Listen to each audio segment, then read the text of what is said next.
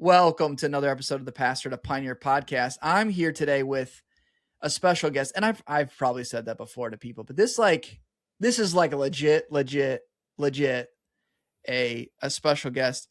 The one and the only Daniel Branch. Daniel from Holland, Michigan. We worked together at the same church. I mean, I'm trying to think how to even introduce you because our stories, we've known each other for so long, worked so intimately together in life and ministry and friendship. Daniel, his wife, Amelia, two wonderful daughters. I am so thrilled that you agreed to be on the podcast today, man, and to tell your story and about your journey from pastor to pioneer. So welcome, my man, to the podcast. Thank you for having me. I'm excited to be on with you. You beautiful man. Well, hey, thank you. We were just talking before we hit record. It's so wild because we're like, man, well, we could talk about that. Oh, that I might ask you about that. I might not, because I might ask you about that. I might not. There's just so much life that we've lived together, and so many unique experiences we've had together. I'm just excited to hear a little bit your perspective of some of our time at the church together, that transition. Just your own perspective on that, but also just your own journey from pastor to pioneer. So to dig into it, let's start with just a little bit of your background. I mean, grew up as a pastor's kid in California. So let's start there. Just what was faith and church life like for you growing up? Thanks for asking. Growing up in Southern California in the Vineyard movement, my dad was a pastor, like you said, and both my parents laid an incredibly strong foundation for my siblings and I. Early on, I at a worship conference had somebody prophesy over me, basically to pick up a guitar, and so I did that, and I began leading worship, which was a huge part of my faith formation, which has been interesting to think about, being a young guy who's spending a lot of time in front of people on a stage in the formative faith years, using the gifts that God's given me, but also and serving the church, but then also, decades later, considering the kind of interesting toll that I would say it also took on me. And so I got to use the gifts, and I had a really great church family within which to lead and to fail and practice, high grace environment. And then I moved across the country to Holland, Michigan, where I currently live now, to go to school at Hope College. And I got a business degree while at Hope. And along the way, unsure of what I had been put on the planet to do, I felt a strong call to pastor. And I didn't really know what to make of that, except that I didn't want to do it because I didn't have the kind of chops that I saw my dad had. And so I wrestled with God a lot in that call. I definitely asked him to prove it to me, and he did, which is a cool story for another time. That it was so clear that I just started to pursue what pastoring could look like, as I assumed. And so I picked a grad school and started moving toward that direction, and ended up at Regent College in Vancouver, BC. A big part of my own journey in pastoring was, okay, if I'm made to pastor, which I've been thinking about the title of your podcast, Pastor to Pioneer, your organization. And in a way, I kind of feel like I'm sort of like pastor to pastor, like from one conception of what it means to pastor to trying to figure out a different skin than the traditional way of thinking about it. And I think that's probably true for a lot of the guests that you've had on the show, a lot of friends that we have together. It's how do we flesh out this gift that is of the Lord, but really try to figure out. Which I mean, I love that about you is like, and I so we'll get there eventually, but like you have pioneered that, and you are pioneering that, like a different way of thinking about pastoring and shepherding, and like not in the typical way. You're like, yeah, but I feel called to this. Well, how do I do this in these other settings? Yeah, So yeah. And yeah, I that think you're really right on. started, sorry to interrupt you, but that really started in a lot of ways when you first interviewed me to jump on staff at the church that we worked at, because you had said, if you're going to work here, you need to be good at kind of like running the direction that the Lord's called you to, and not need to be micromanaged. And so I was able to take hold of the freedom that I had in that environment and really begin to flesh out how I felt drawn to pastor the church in the unique ways that the Lord's put in my heart. And so I have you to thank for a lot of the space that I had and the trust to be able to go after our Mm-hmm. people and shepherding our people in the scattered places that we all live. Yeah, right on. Well, before we Yeah. get dive into our time together, I'd love to hear a little bit more about. So you went out to Seattle, went to Regent. What what did God shape in you there, and then what led you back to Michigan? Yeah. I was moving from an undergraduate degree to grad school to train to be a pastor. I opted to not go the MDiv route, but with an MA, which is what I call a poor man's MDiv, to be able to serve in a non-denominational setting was what I had envisioned at the time. And um, because I was moving in that direction without having experience in the marketplace from like a full-time work standpoint, I took the call of the Lord seriously, that I need to understand these people that I'm going to be shepherding. And so Regent has a really robust marketplace theology built into it. Mm, And then it's a unique program in that a lot of people will pause their careers for a moment, come and get a certificate to be able to then go and re-engage in their locales, in their workplaces or in their churches from a lay leadership standpoint, mm, and still stay in the marketplace. And I thought, what better opportunity to sit next to these people who are eye surgeons and nurses and et cetera, mm, and listen to the questions that they ask. mm. If I'm going to pastor well, I need to figure out what kinds of questions people are asking. And so that was a huge motivation for me.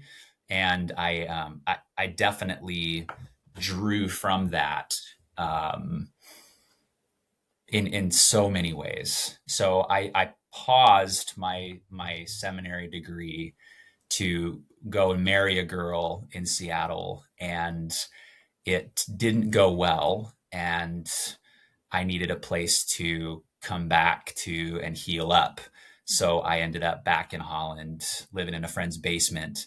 And then 3 months later, ended up um, at Moran Park on staff with you. And it was cool because I was actually recently reading a journal, trying to reflect on some of those years, because they were some of the darker years of my life. Mm-hmm. They were the darkest years of my life. Yeah. And I had a journal entry of the first time that I had coffee with you, Oh, no and way. felt so gifted by the time with you. You were such a refreshment to me in that time, Mm. especially like in that very first coffee that we had. And I have written documentation of it, so there's proof. Um, yeah, so I ended up back in Holland just to heal up, and then leave it to the wisdom of the Lord to put somebody who's just messed up and licking their wounds into a position of leadership, fully dependent on Him. So that's how I ended up back in Holland. I'm trying to remember how that all went down. Like the guy before you had just stepped away, was moving on to other things, Yep, and so I think someone just like, "Oh, you should know this guy Daniel Branch. He's really good at leading worship." I was like, "Okay, sounds cool. yep, Let's hang out." yep. And I just didn't really expect it to be bing bang boom, but it happened pretty quick, didn't it? Yeah, yeah. And I absolutely, I loved it and I hated it, because anybody who knows you knows that you're dead set on hearing God's voice every step of the way. And at that point in time, the voice of the Lord, the intuition and big decisions in life, who do I marry? Where do I move? What job do I take? Those were like the biggest pain point in my heart and in Yeah. my body and my mind. And so, yeah, sitting with you for those first couple years until I really felt like I was making some headway in my healing was, it was what expedited my healing for sure. But like I saw the wisdom of the Lord in it, but it was also like constantly every day pressing into the most painful places in my Yeah. soul. So thank you for Yeah. that. And Yeah. yeah, I wish I could say it was intentional. It no, wasn't. So no, it's yeah. just you being you, which is wonderful. I'd love to hear just some of your take on some of those times together at the church. I think sometimes when people, they hear a story, it's like, like, well, did you have a bad experience in the church, and that's why you stepped away, and that's why you're doing house church now? And it's like, oh no, no, no. Like, I had some incredible experiences in the church, Mhm, and you and I mhm, together had some incredible experiences in mhm. the church together. Anything stand out to you from our time together in those years? Yeah, I do think that the power of our people when we gathered and sang together in a big old, concrete walled church building where the voices just reverberate off the walls. Um, it was incredibly powerful, and um, so that room served such a beautiful purpose, I think, in amplifying faith in me Mhm, and in mhm, many of the people who we got to serve, a lot of mhm, whom were in the recovery community and mhm, coming out of time locked up.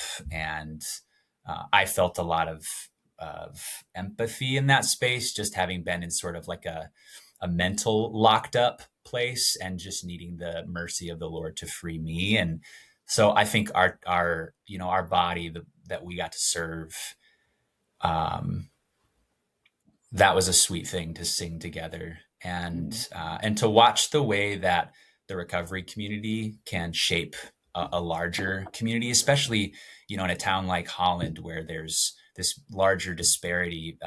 You have a lot of folks who are in recovery and really seeking wholeness, and then you've got a lot of people, at least with us at that time, who were also looking to break free from religious sort of um, habitual kind of religion in yeah, town and wanting yeah, something more true and real, totally, and getting us all in the same room and in the same rhythms of life together, work like trying to do that.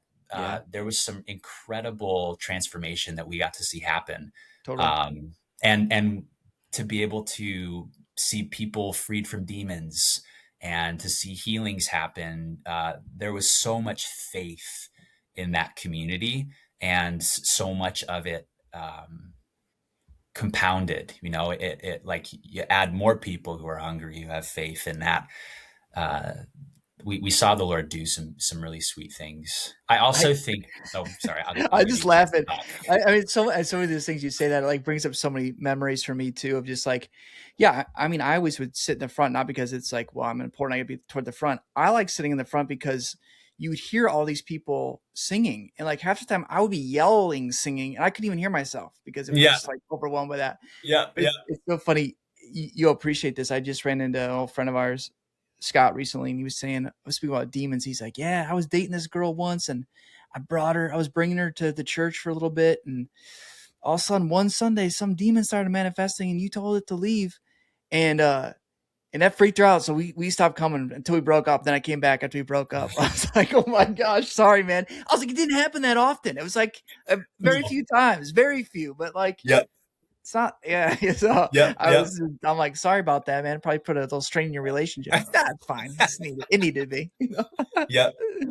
I remember back on the synergy that we had as a staff as a really Yeah. sweet spot in that time. I know that me and you've reflected on that over the years. And if you remember when Ben Patterson, who was the Hope College chaplain, who then moved over to Westmont, came and talked with our staff, Yep. I remember listening to him reflecting on his time at Hope and talking about the way that he and the chaplain group just laughed together and the kind of balm that was in the midst of the service that they were doing. and that was our experience. And so 100%. I am so thankful to have had that kind of unity and joy that was in the room, and the kind of stuff that we did with and to each other was just like, you can't you can't ask for a better kind of team No, it's environment to so work in. fun. It was awesome. Yeah, yeah. So Well, I that think it was was great. like, I felt that way, as well, which I think made such a big difference when we really decided we were going to go for it and really Yeah, start pressing in more towards more major transformations, major shifts in the church.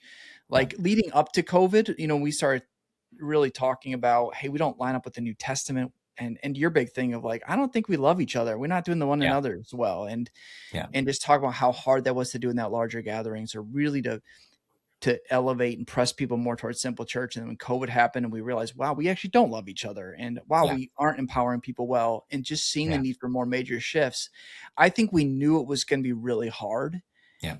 And it turned out to be really hard, which we'll talk about, I'm sure. But like just knowing that we enjoyed being together, we had fun together, we were in it together. It's Mhm, like, let's go. We mhm. let's go. Yeah, And yeah, I think without that fun and that trust, I don't know that we would have even attempted some of those things, yeah, let alone at least while we're taking bullets, still being able to laugh together yeah. about it, No doubt, no doubt. And you talk about it being tough at COVID, but I do remember the couple of years prior to that running into some pastoral opportunities, um, that we were really disappointed with how they turned out because of some of our people's weakness in being able to forgive and Yeah, reconcile and then remain together, yeah, in spaces that I think we believed it could be had. yeah, And I think that those things really started to, I think, shake some of the scales off of our eyes in terms of our lack of love yeah. and stick with itness. So That's one of the things I've always, well, I don't know that I always appreciated this. I grew to appreciate this about you is, you you were beating that drum for a long time. Like, I don't know that we actually love each other. And I'm like, mhm, "Oh, Daniel, yeah, we do. It's fine. Yes, we do. Let's go. We got to keep." And you're like, "No, no, no, hold on here. I don't know that we actually love each other." mhm, And it took me a couple of years of you kind of saying that and pointing it out to get to the point. And then, especially during COVID, I'm like, "Oh my gosh, Daniel was right. He's been saying this. It is as bad as he was saying. Like, we don't actually love each other that well, and that's devastating. And mhm, it's devastating to the Lord." And mhm, so, I've always just you've always been beating that drum and seeing just the health and the status of the church family well mhm, before I think almost anyone else did. It just took mhm, it took me it took me a while to catch up. mhm. Yeah, I remember many times like reflecting after Sunday gatherings and just saying to you, I think you could preach that sermon again, maybe three times.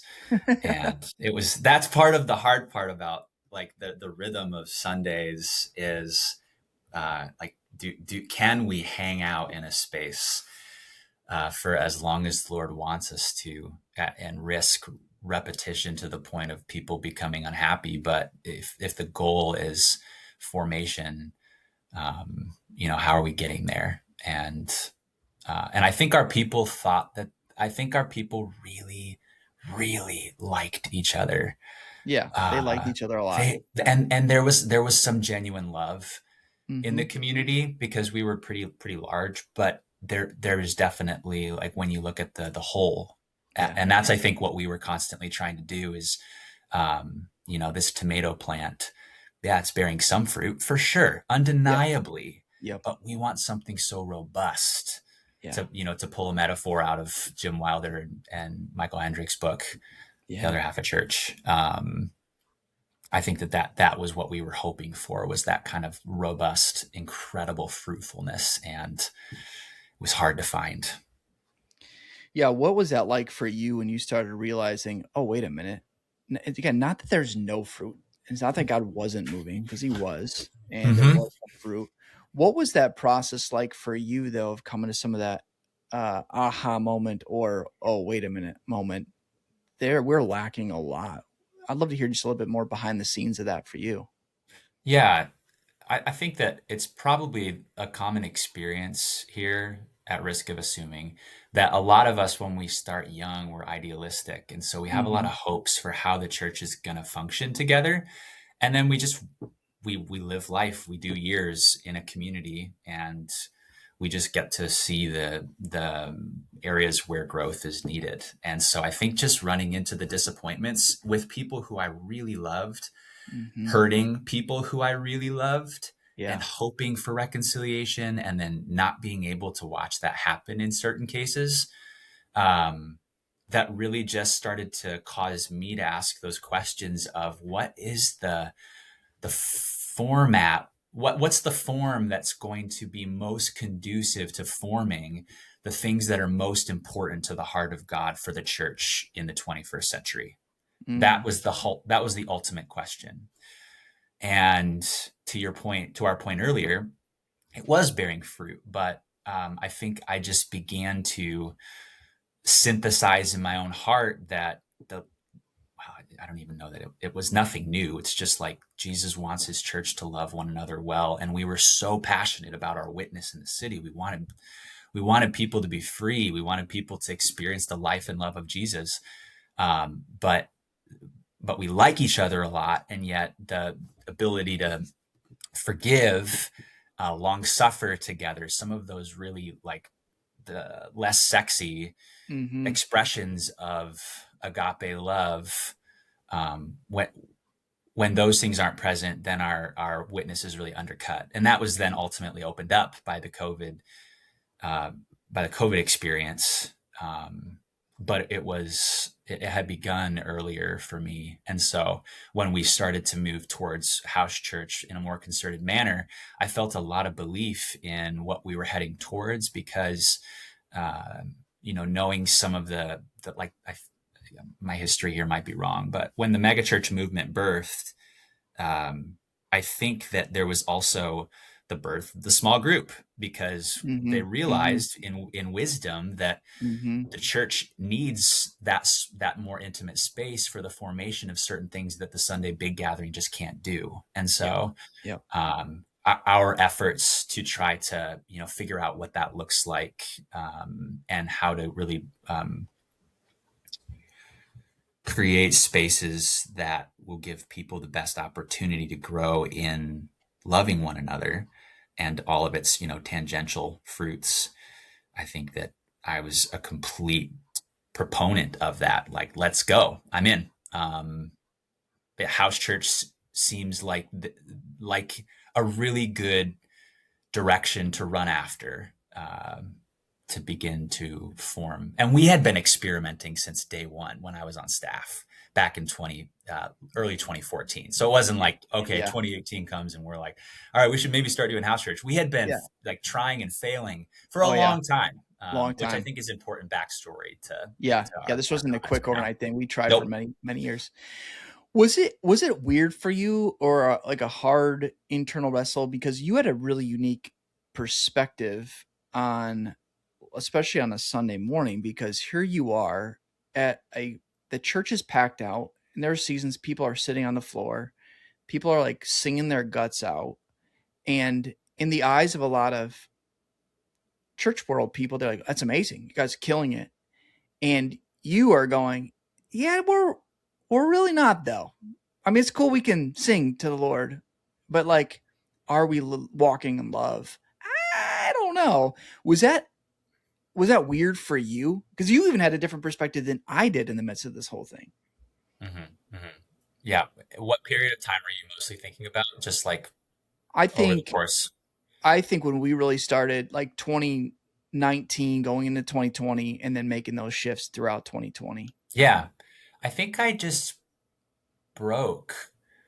Um, like uh not mental breakdown, but I my heart broke to watch one family on one side of the room not be able to be around another family on the other side of the room, Yeah. and both value the community so much so that they're still showing up, but we're also having to work with them to try to figure out how can we both be in the same room together, which that's probably been the case since day one Yeah. of Yeah. existence after the Yeah. fall. Is so um that's the stuff of pastoring. Yeah. But um that piece, and then being up front and singing those songs, knowing Jesus' heart about when something is off, before you come and give your gift, make it right. Yeah. And before you come to the table,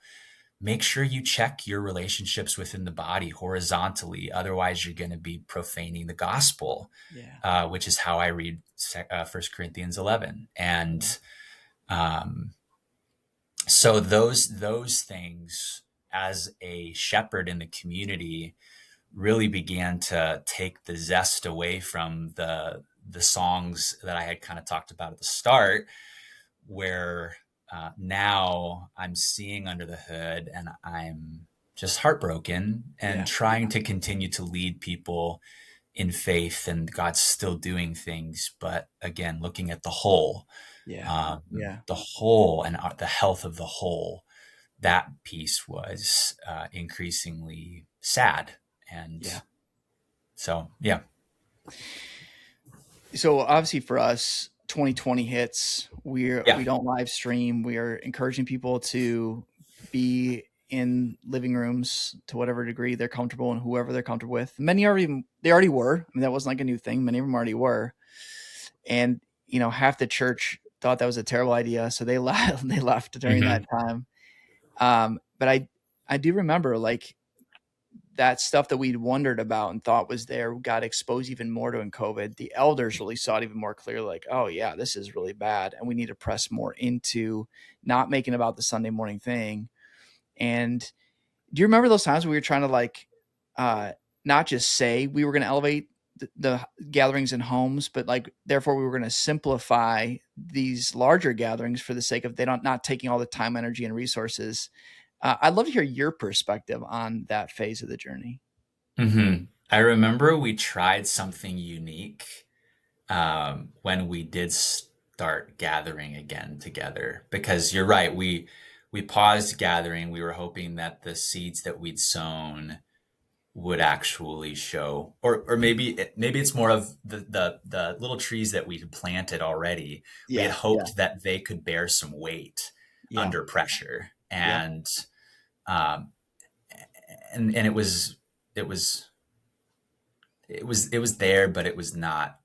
Uh, Again, when looking at the whole, it wasn't there. When you yeah, look at the whole, and so we tried some unique regional type things to really simplify what we're doing, um, reduce the amount of administrative and sort of like pastoral sermon prep, uh, to try to steer all of the energy of the organization, so to speak, um, really towards the people locking on to the Lord and one another, and not towards the staff and the building and the programs and all of that stuff.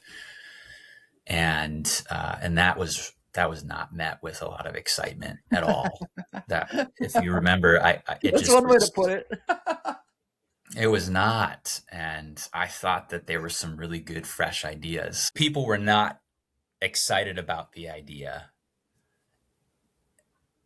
And I believe, reflecting on it, with as much grace as I can muster up, as I've been able to, I think that our people were truly just looking for a familiar expression Yeah, of church, and that was the embodiment of their faith yeah, at that time. yeah, And so there wasn't maliciousness in it.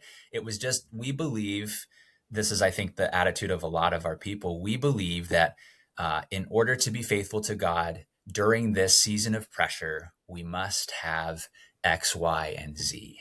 yeah, And there were conflicting opinions about what that looked like, for which I sure. think then stood at the center of the disagreements Yeah. culturally, even. Yeah. Um, I like that framing, and I think you're right. Like, I think if I would have known then what I know now, I would have been much more empathetic and validating and understanding, where people are coming from and what they feel like they were losing. It was such a hard time, right? Because you saw all the negative of what we were doing produce such negative fruit, and the idea of like, oh, let's just go back to that because it feels comfortable to you now. It's in one sense you're like, yeah, I can see that, but also like that didn't do anything good for us. Why yeah, would we go back to that? yeah, So yeah, like it was such a hard place to be with it such was. different perspectives that I was like, gosh, I'm probably gonna handle that a lot differently than I did. But Yeah. I think you capture that super well in that I reflection. well, and I remember some pretty strong conversations with people where I just wanted people to understand why we were doing what we were doing Hmm. and see it. But I was in such enemy mode that I Yeah. had no ability to really hear Yep. people well in their space, also. Yep. And have since had to go back and make those conversations, like bring those conversations back up and make them right. And interestingly, most of those people are like, "Oh, great, yeah, no, thanks. That wasn't an issue." But I know in my heart, reflecting Yeah. on it, that Yeah. I just I wasn't there. So I agree with you. I would have done a lot of those conversations differently, even though I think a lot of the decisions that we made we wouldn't change. Right. But I do think Yeah. yeah, I think that there's different way that we would have done it That's in a our good way. hearts. Yeah, that's a good way of putting it. I don't. Yeah, I think the Lord was pretty clear. I don't think it would have changed what we did. It would have changed how we did it and Yeah. how we stayed more relational with people and interact with people. Yep. And I do. So I still we feel bad about that. I'm like, oh, dang it. Yeah. So we I'll kind of take the story a little bit further. Um, we then have a conversation, a few of us in leadership on staff, about essentially stepping away from our roles. And this one was really different for each one of us. There were different sort of motivations and things happening underneath the surface for each one of us. But it was ultimately three of us who Hmm. really felt that call. And um, you've probably you've probably spelled this out already in many of your conversations with people, so your listeners are probably aware I of why haven't. I don't. I haven't you. actually. I have not actually talked about this side of Okay, this story. Yeah. so if you're willing to, maybe you lead out and talk about what was going on inside of you when we were having those conversations about stepping away from our roles, and then I can share what was going on in me. I honestly was like, I didn't initiate any of them. And I think for me, when you three came for different reasons, I was like so proud of you all and so like in awe of the Lord because you were putting your money where your mouth was. Like Mm, we'd been saying for now what felt like years, we don't want to be staff dependent. And we want to empower more people and X, Y, and Z, all these things. mm, And that wasn't the sole reason why everyone stepped away, but that was for a part of it at least. yeah, yep, And so it's like we want to lead the way. And I remember just like crying, be like, I can't believe these people are like they're serious. They're willing to give up their jobs here, yeah, and for the sake of paving the way for us to live into what we felt like God was calling us into, to much more simplicity, to less financial need, to yeah, less staff dependency, which is hard because like as long as you guys were in the places you were, like you were so gifted as a mhm, pastor, as a worship leader, like people are going to always turn to you. And it's like, well, when you step away, now other people have to step in and it just mhm, created more space. And so I think for me, it was just like this excitement and like, I, these people, they're doing it. They're like, they're really, I think it just showed at that point, like they're not doing this because they have to go along with this because it's their job. mhm, Um, they're doing it because they believe it, mhm, and they yeah, really feel like we have sought the Lord communally, and He's spoken, yeah, and we want to obey Him, and yeah. that's what I remember. Just like, let's go. It's funny because and now that we're talking about it, it was two of us and you were in the room when we heard the Lord on that. So the two of us responded in that way. But it's funny when I think about how my wife and I make decisions. That like kind of flew in the face of how we roll, because I think I went home and said, I think we heard from the Lord, and I am going to be stepping away from my job. And I got to talk with Amelia about that, just reflect on what her thoughts were on that, because I know that, and my part of that story is that departure from the role was actually, it was one part longing to see the church step up Yep. and relinquish its reliance on people who are on staff. It was another part, Yeah. I want release from this pastoral role in a church to Mm-hmm. be Mm-hmm. sent into the marketplace Totally. in order to learn how to shepherd better. And that's kind of what I'm saying. Like, I feel like pastor to pastor is my story, is like how to figure out how to learn why I chose Regent College in the first place. Totally. Um, is how do I shepherd people as optimally as I possibly can if this Yeah. is what God's made me for? And so I'd been asking the Lord for 5 years to release me into the marketplace, and that day was that fulfillment of it. And so I went home, and it wasn't any sort of grieving for me. It was like, Let's this is go. what I've been waiting on, and I finally got the green light. So that It's was so happening to funny.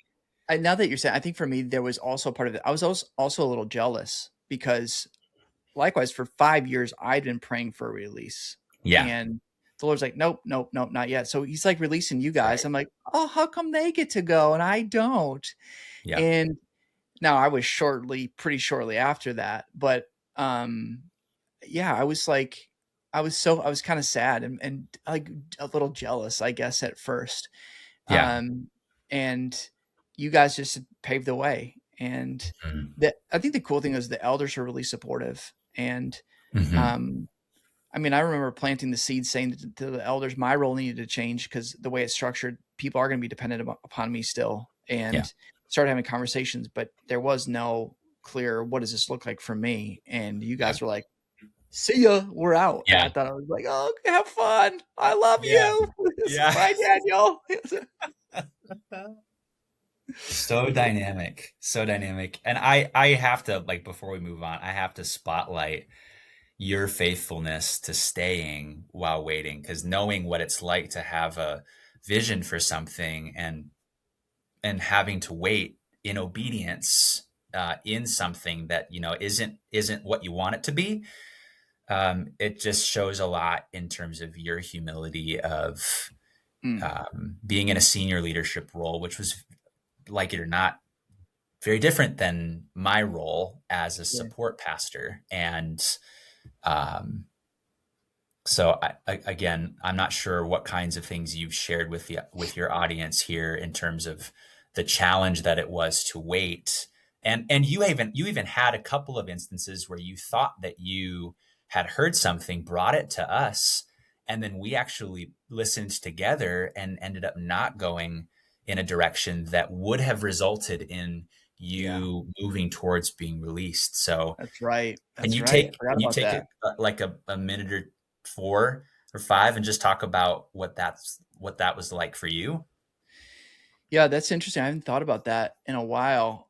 Yeah, there were a couple cases where I thought I was gonna hand off more of the day to day to somebody else, Yeah. and I was gonna step more into apostolic pioneering work because Yep. I think we're on this transition, and now we talk to people about like, hey, there's typically three ways you go about this. You either transition your whole church, you do a hybrid, or you go launch out to pioneer. And it's like we did all three and didn't know we were doing any of them in the moment. You just kind of Yeah. like are doing it, and then there's like you're morphing from one into another. And so I thought, oh, I would now look at it as probably think it was gonna be like a hybrid. I will go do this, and and I felt good about it, and I was obviously very biased when I was thinking I was hearing from the Lord. And yeah, I brought it to you guys, and you were all like, praise God, like bold and be like, I don't think that's what the Lord's saying. Hmm. And I remember then we even brought it to the elders, and they're like, "Yeah, we hear that too. We just were afraid to say something. It's like, God, come on, you guys got to say Mhm. something. Mhm. And it was hard because I was like, oh God, I thought it was my release, and it was disappointing for me. And then I was Mhm. like, okay, Lord, if you want me here, so I think that's what it was. A few times, what made it really hard was I, if I would have left, or my role would have changed earlier on, I would have left like on top, if you will, like packed church. I was like, oh, we're gonna miss you, have fun. Well, as time went on, especially in 2020, Yeah. we were trying to make major changes. We lost half the church during COVID. Well, then, when we started making changes to Sunday morning and shifting more attention toward gatherings in homes, people didn't like it. And we Yeah. lost at least another half, little church split, some may say, and some may not call it that. And other people fizzled out. So, like, it was like it had shrunk by like 80 or 90%, 90% when Yeah. it finally was released. It was like, wow, thanks, Lord. I guess now I'm got my teeth kicked in and Yeah. Yeah. crawling out of here. It just, I was honestly kind of pissed. I mean, Yeah. yeah, I was kind of pissed at some points, and then also, yeah, just relieved to finally be done and finally be released. So, yeah, Mhm. that's a good question. I haven't thought about that in a long time, actually. Mhm. Mhm. Does that answer your question? Was that kind Yeah. of what you were thinking of? Yeah. I think it's just helpful to hear from a senior leader standpoint what it's like to have to stay, and and that's a part of the faithful fleshing out of your call, as you're waiting on the Lord to move. Yeah. So I really appreciate your example in that. I I'm obviously overly optimistic. And I'm like, of course, everyone will come along. They say like whatever the Bible says, we'll do. Let's go. They've been faithful. Yeah. I greatly overestimated the number of people that would come along on this journey and this transition. Did What were your thoughts on that? Were you like, yeah, people will come along, or were you much more sober minded in the reality of who would come along in the end? I think I remained hopeful and therefore found a lot of disappointment. Um, there were definitely groups that were meeting, and I think Yeah, for sure. after you had left, so the next phase of the story is Amelia and I, we were hoping for release into house church only, but really felt like the Lord was calling us to stay, Hmm. and that kind of translated for me after some time into a role as one of the elders of the church, working hard to try to figure out how to actually do the hybrid thing. Hmm. And that was the stated goal, was we want to Hmm. hold both of these things equal. But in reflecting back on COVID with people who had stayed, many of them had said, we were doing it. We were meeting. We were caring for one another. And and I always, first off, praised them for it, that Hmm. they were listening, they were paying attention, Yeah. they were Yeah. faithful to the Lord and one another during Lord. those times. But the challenge was, and again I come back to it over and over, was the whole. We were not there together. And so Okay. when I looked at pockets of success, that was cool, it was exciting, but there was a disappointment that the masses, they weren't really in a spot where they wanted to or could come along for whatever reason. And so yeah, it was a little disappointing. Yeah. What was that transition like for you from a staff role to an elder role? Because, right, the summer of 2021, finally the Lord releases us. I'm like, I'm out. See you. Yeah. And um, then you're still around. Uh, dust is kind of starting to settle. You're trying to find your way. What were those next couple of years like as an elder and that transition from staff to elder? Again, filled with a lot of hope. Um, I think that in the process of hearing the Lord as a staff at Moran Park, I felt that um, it was possible to do both. And others heard differently.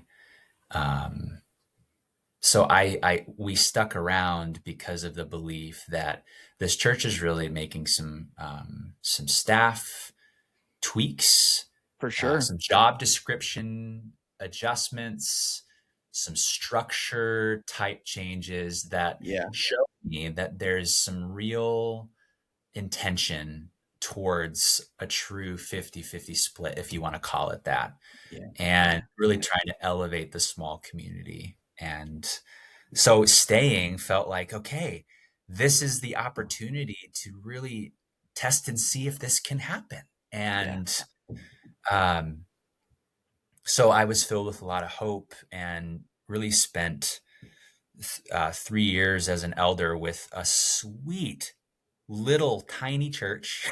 Like you said, 90% gone. And then we had a group, about half of the group who wasn't a part of that old history, um,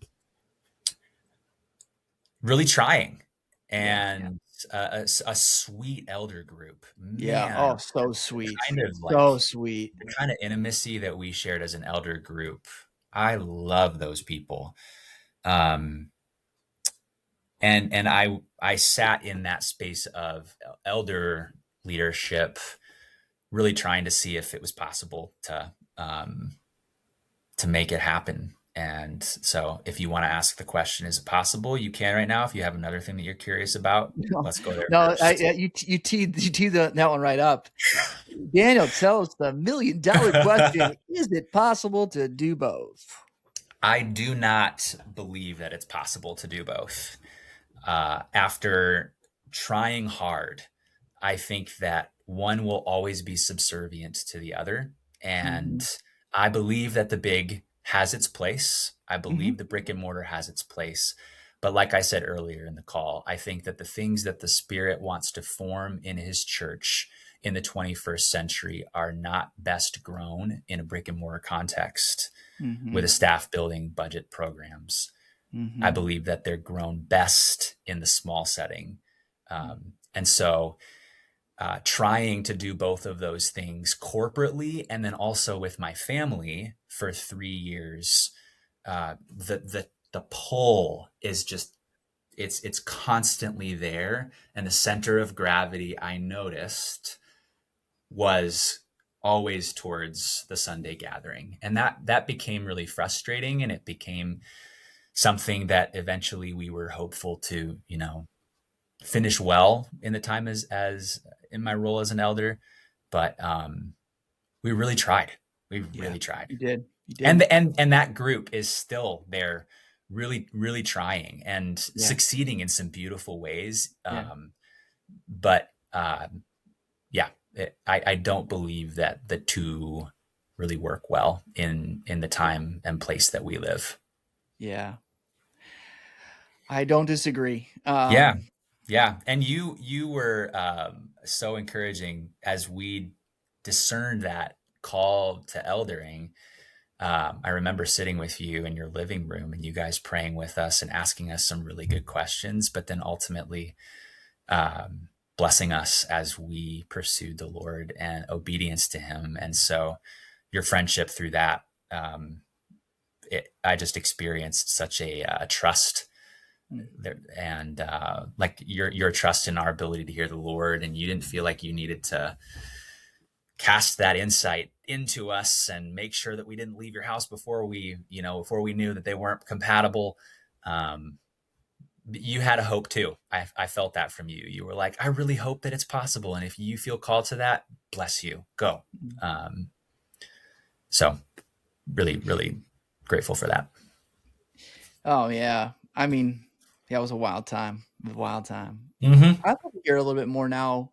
You guys, how long has it been since you stepped away now entirely from the prevailing model, your role there in the church and pursuing more simple expressions of the church? How long has it been and what has that journey been like now on the other side? Yeah, great questions. Been 1 year. Um, June of last year of 2025 is when we stepped away from that body and were beginning to pursue spiritual community with a small number of families. We started unsure of if we were even going to commit to anything, and just prayed and asked the Lord what he wanted to do, because each of these family units, each of these households, um, they all believed in the small model also, and Mm-hmm. had experienced it in the past. And so I think there was a general agreement, hey, we've done this. It would be awesome to do this together, but is this what the Lord wants for us, for our families and our households right now? And eventually, uh, about half of the households decided, with the Spirit, yes, we can commit to weekly rhythms. And for Amelia and I, this was a fulfillment of something we'd wanted since we were dating. Wow. And just hopeful for a community of people who are as committed as we felt to a group. And so it was filled with excitement Mm. and a lot of hope. We left really well too. I think if you were to ask people from the church that we stepped away from, we were shored up in our relationships, and that made that transition really, really lovely. Hard, Mm-hmm. Mm-hmm.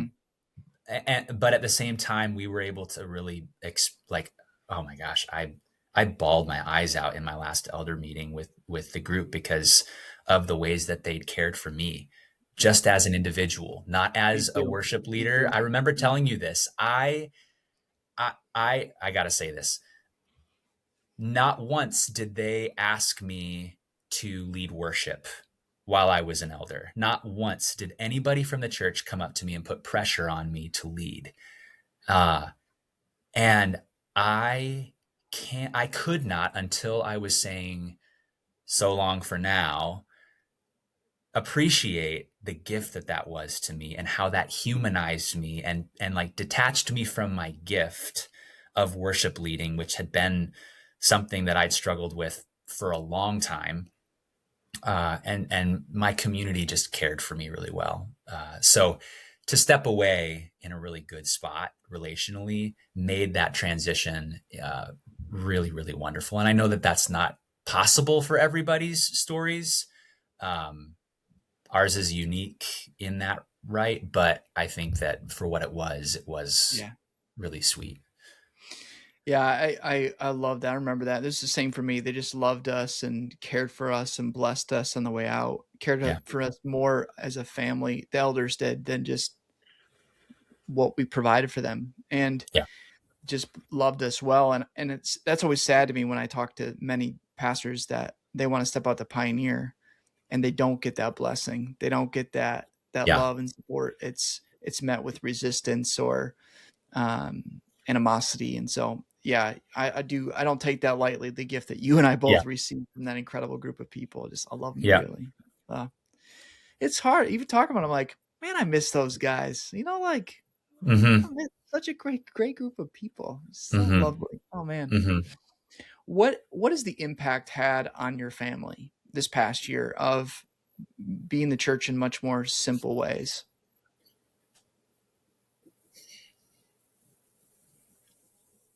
It's enabled my wife to flex her gifts in ways that are not children's ministry, Mm-hmm. which has been really wonderful to watch Mm-hmm. happen. It has given my children an opportunity to take the Lord's Supper frequently and rehearse the salvation story in ways that have actually borne fruit in them. They're young still, but they get to hear the gospel and taste those elements every week, and sing a song, Mm-hmm. and that I think, coming from a more non-denom setting where it's like a once monthly maybe type of a communion rhythm. You just take all the logistical complexity out of it in a home, and that's been really, really probably the biggest benefit. Honestly, is taking communion weekly as a family. Amazing. Yeah, we've been met by the grace of God in that space. I will caveat it by saying right now they're actually not taking communion because it has become a little bit too much of a snack. And so we're working on some of the meaning behind it with them. So I can't give like too idealistic of a picture of it. So we're ebb and flow with it. I Um, remember those days too. yeah, It's so funny. yeah, yeah. It's good. We always love when we get to join you guys every so often, come up and hang with you guys and Me too. gather with your crew. Just we love being with you guys. Um, the part of your story that we have not gotten to yet that I want to spend a little time here is you have gone back in the marketplace. Yeah. And I'd love to hear about that transition. What has that been like? Has it been all you'd hoped and dreamed about learning how to shepherd people in that environment and identify with people? Tell me a little bit about that. Yeah. When I was considering changing, I was interested in electrical journeyman and like a trade because one of the stories that I had heard from a professor of mine at Regent was that he had actually paused being a pastor for a short time to become a carpenter. And the goal was to be able to shepherd better. And that story infected me. So that one I took from the Paul Stevens book. Praise God for him. And um, and I remember saying to somebody, I'm definitely not working a desk job. Sitting down all day. That white collar thing isn't for me. But that's where I ended up. So I'm in a software company, but in a managed service arm of that software company in transportation. And my team hauls shipments around the country from manufacturer to distribution center. Um, I have I have recently felt like, well, I guess your question was like, what is it? Has it been what I expected it to be? Um, I think, and I would say that yes, with an enthusiastic yes, absolutely. Um, I have felt far more. Uh, it's hard to summarize, Britain. Um, I've seen the kingdom of God move powerfully. I've seen people get saved. I have felt the monotony and the temptation to check out on YouTube all day. I have felt the disconnection working in a remote environment from people that I want to be in the office with. And I have seen the spirit move internationally with other coworkers who I'm routinely in calls with that live in different countries. And um, and I have the predictability of a 9 to 5. I've experienced a lot of disappointment in pursuing opportunities, and I've experienced a lot of favor in getting promotions. Um, I've asked the Lord for release, and I have also come home and said I love my job. So I feel like being 5 years and trying to follow Jesus uh, in any environment is essentially going to gift you with the common experience. So I think I've had the common experience, and it's been good. I'm really grateful for how the journey's panned out so far. Was it a tough transition of trying to figure out how your skills translate to the marketplace? Yeah, it was. I was pretty insecure, and thankfully, and not everybody has this, but my sister is a career coach, and she sat down with me and she just helped me tease out, hey, these are the ways that a pastor, and specifically a worship pastor, has a lot of logistical savvy, and you're actually an incredible candidate for the role and the industry that you're trying to go into. So pulling my relational strings and talking to people who know me and that know the marketplace well was a huge role in boosting my confidence stepping towards interviewing, but it wasn't comfortable. Yeah. Yeah. what you had this goal of learning how to pastor outside of the institution and moving Oh from man. pastor to pastor. What are the insights that you have gleaned in these 5 years about being a shepherd Oh, outside of the walls of the church, I traditional just, church setting? I mean, I love hanging out with people that don't know the Lord. Um, but just love it. I love them. I love Christians also, but I just was around Christians for a long time. And um, one of the things, I think one of the biggest things that's been kind of a recent personal important moment for me is um, having been a pastor for over 7 years. I thought that I was really empathetic and a Mm, very validating listener. But I had an experience late last year where someone from my team didn't think that I was, and uh, and really like put forth sort of a formal complaint that caused some conversations to happen and gave me a chance to really look inward. mm, Uh, and there were both of us had things that we needed to look inward at, but as I did, I realized that I needed a lot of growth. Um, so my relational and my emotional maturity, I think, has taken a huge uptick because of the just the constant working alongside somebody else.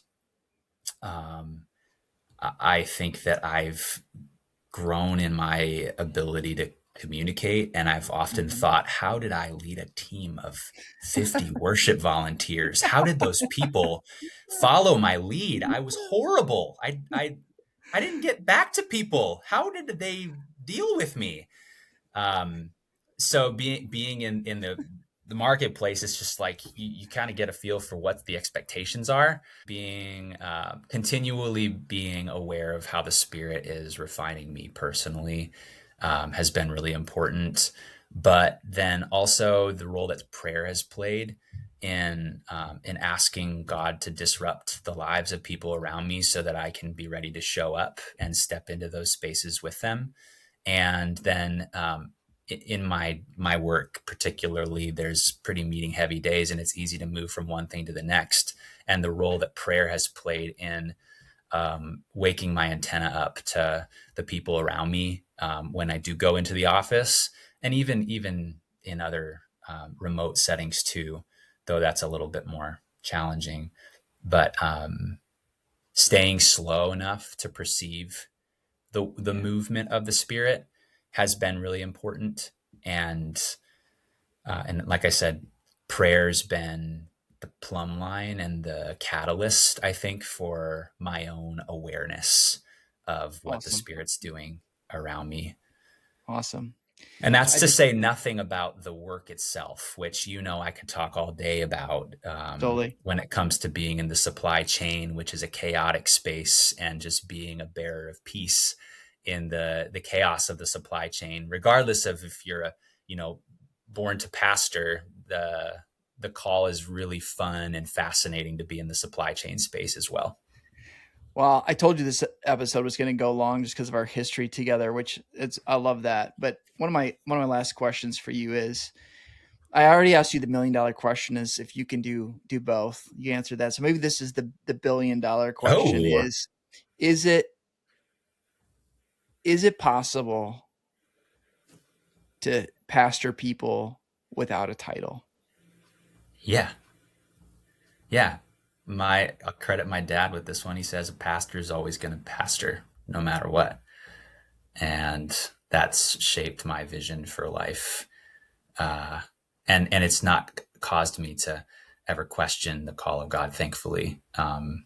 It's not tethered to that traditional mindset. Now it does prove to be challenging in the sense that, okay, how do you work, like where how does the pastoring gift fit in Mhm. to the work, but thank God that a title's not needed, and in fact, at times can be prohibitive. It's helpful to get you into some places, and it's prohibitive to get you into some Amen. places. Amen. Um, but I have loved being able to introduce myself for the last 5 years and not tell somebody that I work in a church, because it lets me into spaces that I want to be in, and that I think the Lord Amen. wants to be into. Amen. Well, as we wrap up here, um, first, just really grateful that you be so generous with your story and insights along the way. But is there anything else that you feel like that is on your heart you want to share that we didn't get a chance to talk about? I would want to encourage anybody on this journey of fleshing out what your pastoral call looks like in life, that if you end up in a spot that is non-traditional, whether that's like for profit or nonprofit, um, that I had the blind spot of assuming that because I was a pastor, I was good at certain things, like listening, like leading, like validating people, like being in tune with the team that I led. I genuinely thought that I was doing a good job because I Mm, had done it for a long time in a different setting that mm, is inherently more relational, mhm, and found out that I was wrong, mm, and was given the opportunity because somebody else said something mm. to grow and to become more human and to fill out my pastoral calling even more. And Yeah, so submitting to the discipline of the Lord, if the Lord gives you an opportunity to see some blind spots, um, take the opportunity to humble yourself. And I would also just encourage you not to assume that because you've been doing pastoring that there's not areas that need some significant refining. yeah. And yeah, that's been a recent experience of mine. Right on, bro. Man, thanks for being on the podcast. I just Mm-hmm. greatly appreciate you. I appreciate your friendship. I appreciate you being on the journey with me. And I, you're always, it's just fun because I think there's the box, and I tend to think outside the box, and you tend to think outside of that box, but also outside of my box. And Mm-hmm. just help me see the world, the Lord, the kingdom in ways that I wouldn't see without you. So I'm Mm. just really grateful for you and your friendship, and look forward to the next time we get to hang out, hopefully next couple weeks. Me too. Thanks, Britton. Appreciate you having me on, and God bless you as you keep doing this work, this good work.